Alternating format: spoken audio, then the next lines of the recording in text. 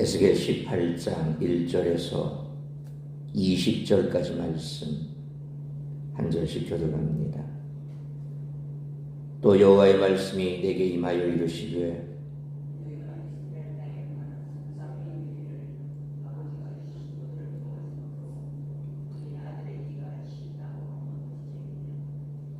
주 여호와의 말씀이니라. 내가 나의 삶을 두고 맹세하노니 너희가 이스라엘 가운데에서 다시는 이 속담을 쓰지 못하게 되리라.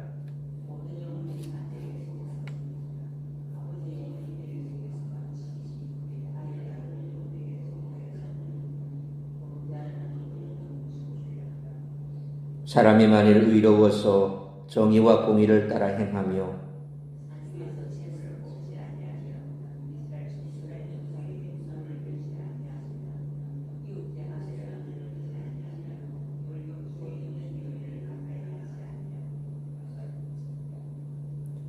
사람을 학대하지 아니하며 빚진 자의 저당물을 돌려주며 강탈하지 아니하며 줄인 자에게 음식물을 주며 벗은 자에게 옷을 입히며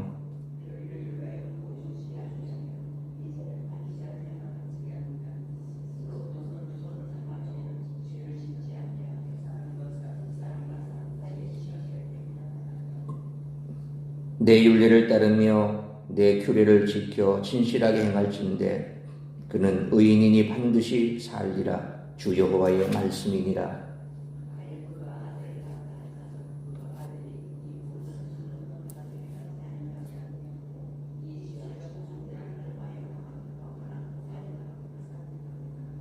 산 위에서 재물을 먹거나 이웃의 아내를 더럽히거나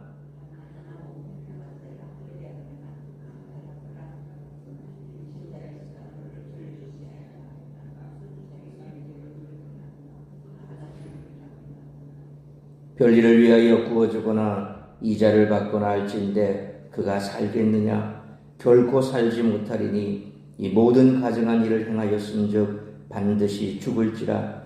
자기의 피가 자기에게로 돌아가리라.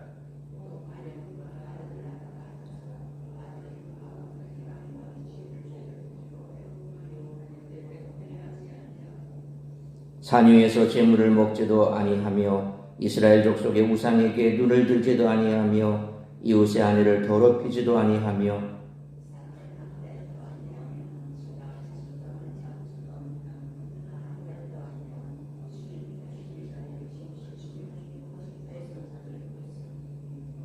손을 금하여 가난한 자를 압제하지 아니하며 별리나 이자를 받지 아니하며 내 규례를 지키며 내 윤리를 행할진대 이 사람은 그의 아버지의 죄악으로 죽지 아니하고 반드시 살겠고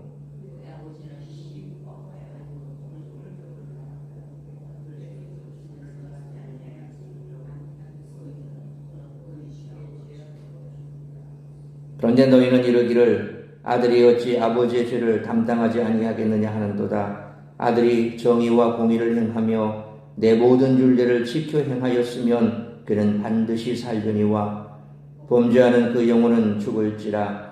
아들은 아버지의 죄악을 담당하지 아니할 것이요 아버지는 아들의 죄악을 담당하지 아니하리니 의인의 공의도 자기에게로 돌아가고 악인의 악도 자기에게로 돌아가리라. 아멘. 오늘 본문이 말씀하고자 하는 것은 선한 행위를 통해 영원한 생명을 얻을 수 있다는 교리가 아닙니다. 의로운 자에게 허락되는 생명은 죽음이 선고된 심판 가운데서 얻는 생명, 곧 유다 포로들이 현재 담당하는 상황에서 심판받는 상황에서 얻는 생명을 의미합니다. 따라서 인원 중의 핵심은 죄의 결과가 죽음이라는 사실을 확증하고 유다 포로 세대가 포로라는 처지에 놓인 것이 바로 자신들의 책임임을 밝히는데 그 내용이 있습니다. 이는 그들의 책임을 회피하거나 다른 세대에게 전가하는 비겁한 핑계를 대지 못하게 하려는 것입니다.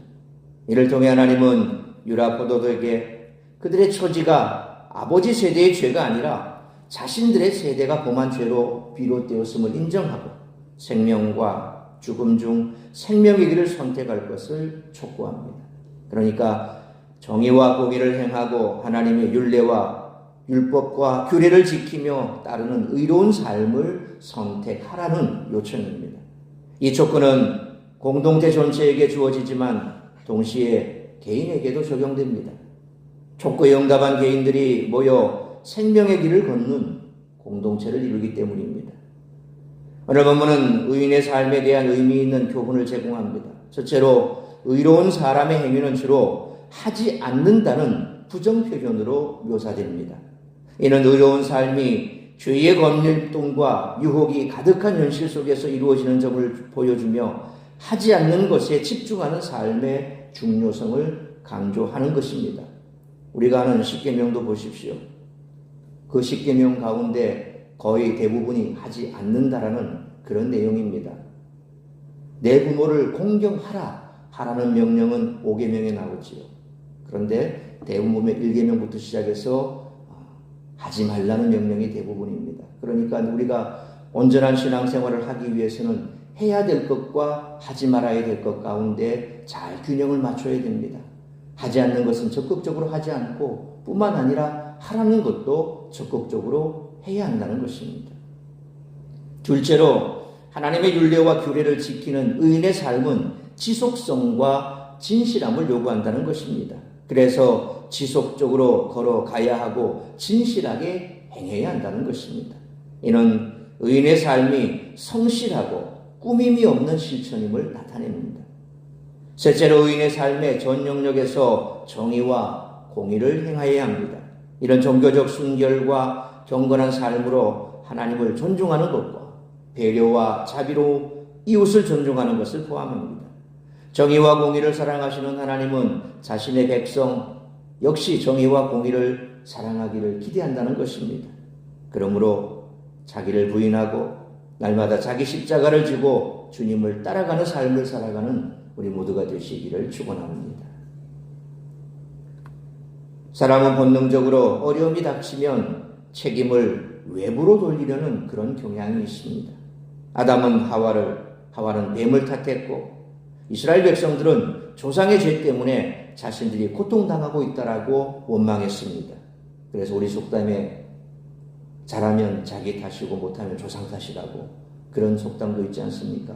뭔가 잘못되고 내가 바라는 대로 이루어지지 않으면 남 탓하는 게 죄악된 인간입니다.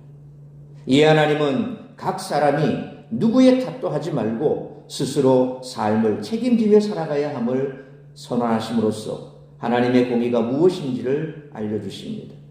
따라서 이와 같은 오늘 본문의 말씀을 통해 우리들이 깨달아야 할 것은 첫째로 1절로 4절 말씀처럼 죄에 빠져 남 탓, 환경 탓을 하면 안 된다는 것입니다. 2절 말씀처럼 아버지가 신포도를 먹었는데 아들의 이가 시다라는 속담은 조상들의 죄 때문에 자신들이 고통당하고 있다는 불평입니다. 유대인들은 바벨론 포로라는 고난을 조상의 죄 탓으로 돌리며 자기들은 피해자일 뿐이라고 생각했습니다. 하지만 하나님은 3절 말씀처럼 그들이 이 속담을 쓰지 못하게 되리라고 선언하십니다. 모든 영혼은 다 하나님께 속했고 아들의 영혼이 아버지의 영혼에게 속한 것이 아니기 때문입니다. 하나님은 신명기 24장 16절 그리고 오늘 본문 4절 말씀처럼 이미 율법을 통해 연좌제를 금지하시며 어떤 사람이 심판을 당하는 것은 그가 행한 죄악 때문이지 그 조상의 죄악을 이어받아 심판당하는 것이 아니라고 말씀하십니다. 그래서 과거 한때 교회 안에서도 이 죄의 이 흐름을 끊으라. 그래서 조상 때로부터 내려왔던 그 죄를 끊어야 된다라고 이렇게 얘기하기도 했습니다. 물론 원죄는 계속해서 피를 타고 흘러가지요. 인간 사이에서 태어난 그 어떤 이도 죄 없이 태어난 이는 없습니다. 그것이 로마 교황이라 할지라도 혹은 그 어떤 많은 선을 쌓았던 사람이라 할지라도 피를 통해 흐르는 그 원죄는 우리 스스로 끊을 수가 없습니다. 그래서 예수 그리스도가 필요한 것이지요. 이 죄를 사하시기 위해 우리 예수님께서 죄 없으신 동정녀의 몸에서 탄생하지 않았습니까? 그런데 이런 우리 사람 사이에서 이런 원죄를 제외한 어떤 죄가 부모 때부터 계속해서 내려왔다. 그래서 그 죄를 끊어야 된다. 뭐 이런 어떤 얘기들은 아닙니다. 내가 하나님 안에서 예수 그리스도 안에서 이 죄를 씻어봤다면 이제 부모들의 죄하고는 아무 상관이 없습니다. 내 당대 내가 하나님 앞에 스스로 짓는 그 자범죄, 그 자범죄 때문에 우리가 고난을 당하기도 하고 혹은 그 죄로 말미암아 하나님께서 깨우치기 위해서 우리를 어떤 어려운 시험 가운데 두시기도 하지요. 그런데 부모 때 있었던 그 죄에 대해서 우리가 영향을 받는다. 그런 건 아니지요. 물론 우리가 가령 부모가 무당이었다 라고 한다면 영적으로 혼탁한 거 맞습니다. 그 영적으로 혼탁한 그 영향을 받는 건 맞아요. 그러나 그것 때문에 그 자녀가 뭔가 큰 어려움을 당한다. 이런 어떤 미신적인 그런 일들에 대해서는 우리는 단호하게 거부해야 됩니다. 우리가 예수 그리스도 안에서 구원받았다면 이제 나는 온전한 구원받은 하나님의 자녀가 된 겁니다. 그 이외에 어떤 사회 영향적인 어떤 영향은 받을 수는 있으나 그 부분에 대해서 우리가 더 이상 왈가왈부할 이유는 없습니다. 내가 구원받았다고 해서 내 자녀가 저절로 구원받습니까? 아닙니다. 그 자녀의 구원은 자기 자신의 몫입니다. 그러나 부모로서 책임감을 있지요. 그 자녀를 믿음으로 잘 양육해야 될 책임은 있는데 그것을 소홀히 했다면 거기에 대해서 우리는 일말의 책임감은 가져야 되지만 자녀는 자녀의 구원이 따로 있고 우리는 우리의 구원이 따로 있는 겁니다. 지금 하나님께서 이스라엘 백성들에게 얘기하는 것이 그것이 아닙니까? 바벨론 포로로 간 것이 물론 부모가 하나님 앞에 돌아서지 못했기 때문에 책망을 받아 그리고 하나님의 심판을 받아서 바벨론의 포로로 갔습니다. 그러나 그 바벨론 땅에서 그들은 또 다른 객체로 그 속에서 살아가면서 하나님을 섬겨야 되는 각자의 책임이 있는 것입니다. 부모가 신포도를 먹었다고 해서 자녀의 입이시다, 이빨이시다 말이 안 된다는 얘기죠.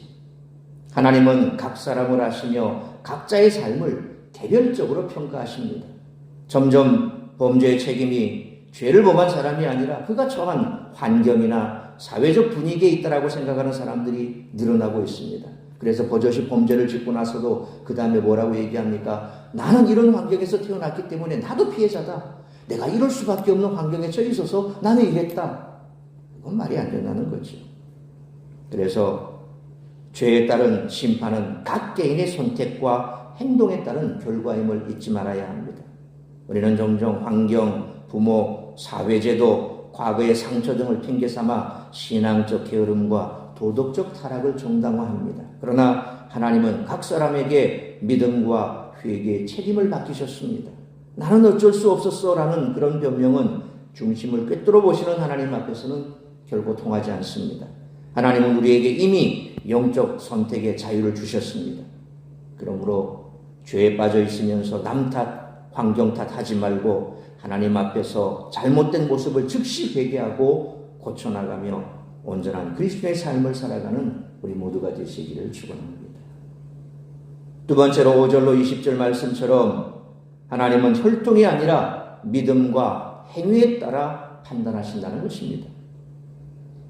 이제 하나님은 앞에서 이미 말씀하신 같은 주제의 가르침을 다양한 예시를 들어서 설명하십니다.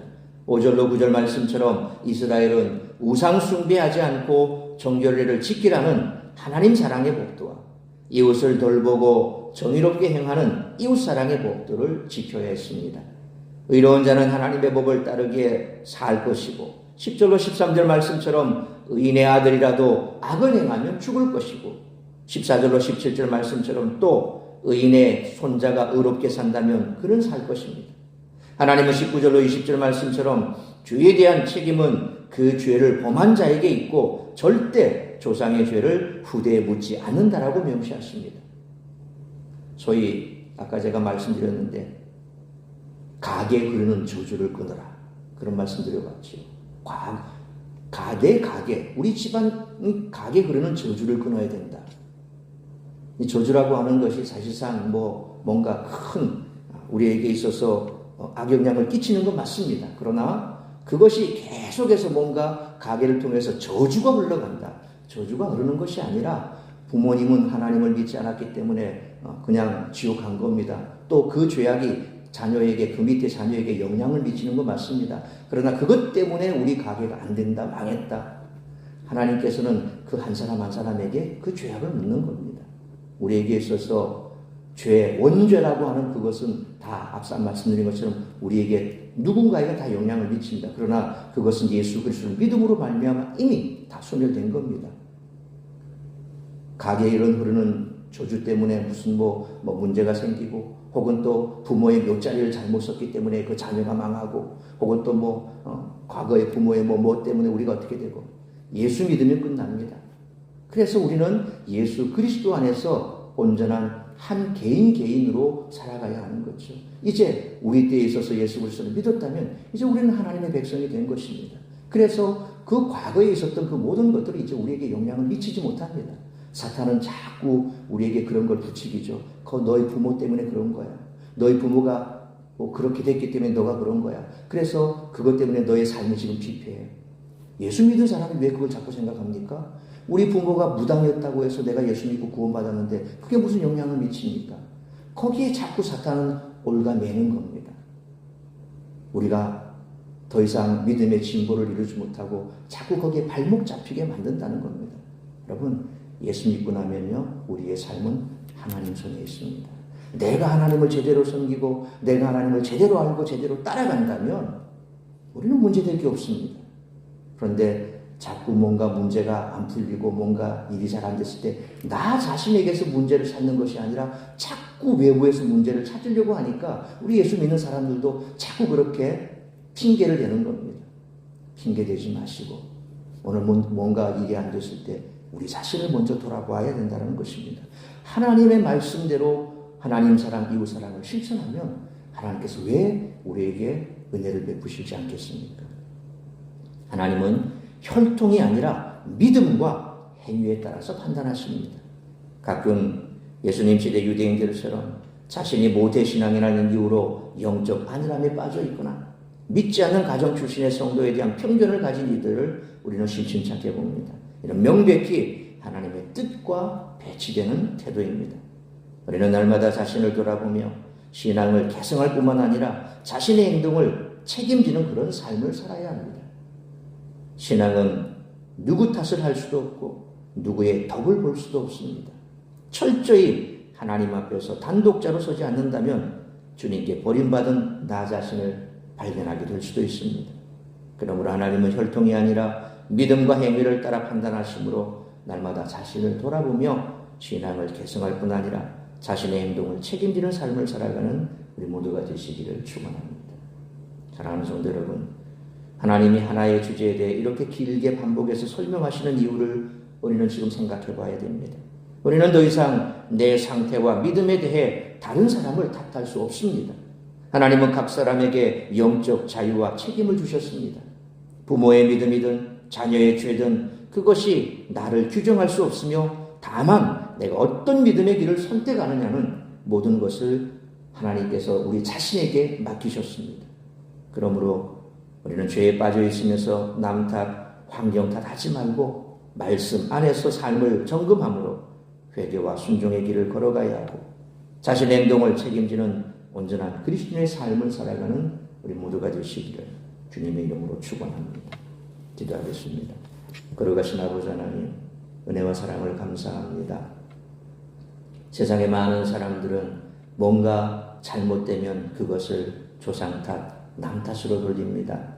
우리 집안이 이런 내력이 있어서, 우리 가게에 흐르는 저주가 있어서 내 삶이 이렇게 되었다라고 예수 믿고 난 이후에도 자꾸 그렇게 환경 탓, 남 탓을 하고 조상 탓을 합니다. 그건 옳지 않다는 것입니다. 오늘 분명하게 하나님께서 우리에게 말씀하셨습니다. 우리는 철저하게 하나님 앞에 홀로 서 있어야 한다는 것입니다. 내가 잘한다고 우리 자녀가 하나님 앞에 축복받는 인생으로 그렇게 아무것도 하지 않아도 된다는 그런 말이 아닙니다. 좋은 영향은 끼쳐야 하지만 결국 믿음과 구원은 개인이라는 것입니다. 오늘 혹여 내가 살아가면서 지금껏 안 좋은 영향을 부모에게 받았고 또 우리의 조상이 시원찮아서 내 삶이 이렇게 되었고 예수 믿고 난 이후에도 또 자꾸 이런 생각을 가지고 있다면 그건 성령이 주시는 생각이 아니라 사탄이 뿌려놓은 가라지라는 사실을 알아야 할 것입니다. 더욱더 하나님 사랑, 이웃 사랑, 공의 하나님, 예수 그리스도를 닮아가는 삶, 그래서 성경이 말씀하시는 대로 우리의 삶을 인도하시는 하나님의 인도하심 속에 살아가야지, 남 탓하고 환경 탓하고 그렇게 해서 우리의 삶을 점점 더 말씀으로부터 멀어지게 하는 잘못된 생각에 빠지지 않게 하여 주옵소서. 오늘 이 한날도 나를 사랑하시는 하나님의 은혜 아래 머물며 오직 내 삶을 인도하시는 하나님의 인도하심 속에 나를 향하여 이루고자 하는 하나님의 뜻을 이루어가는 복된 한날의 삶을 살아가며, 우리가 하나님 안에서 잘못된 것이 있다면 즉시 고치고 회개하고 돌이켜 온전한 그리스도의 삶을 살아가는 우리 모든 성도들이 되게 하여 주옵소서. 이 모든 말씀 우리 주 예수 그리스도의 이름으로 기도하옵나이다. 아멘.